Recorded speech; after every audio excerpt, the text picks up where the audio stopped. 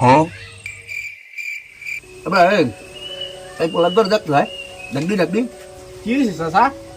এই পোলার দেখতে দেখা যায় না কার আল্লাহ বলি বুঝা কার পাঁচ তো নামাজ পড়ে হ্যাঁ চাচা। আর খবর জানো কিছু কি হয়েছে চাচা? ওই বাড়ির পাড়া দেই কোনো এই বই দিছে ক কি খান চাচা? এই দেখতে পাড়ে মানুষকে হ্যাঁ চাচা, আমি ঠিকই কইছেন, আমিও দেখছি আমার সামনে দিয়ে একদিন মাইয়ে লই ও ঘুরিয়ে যায়। আচ্ছা আমিও দেখছি ও নেশা পানি করে, ও মোটেও ভালো না। হয় বেটা আর কইস না এখন আর দুনিয়া নাই।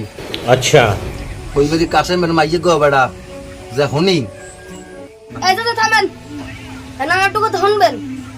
অনেকক্ষণ ধরে আমি কথা শুনতে আছি। আমরা কি কেন আমরা জানেন? কে বাবা কোনো সমস্যা?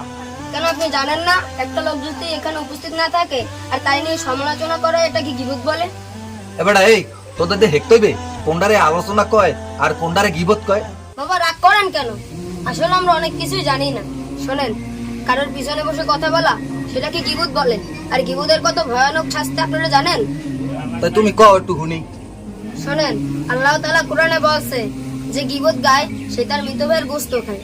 আমাদের নবী হাদিসে বলছেন যে গীবত গায় তার ওজনামা সব বাতিল হয়ে যায়, আরো সে হাসরের ময়দানে অনেক ক্ষতিগ্রস্ত হয়।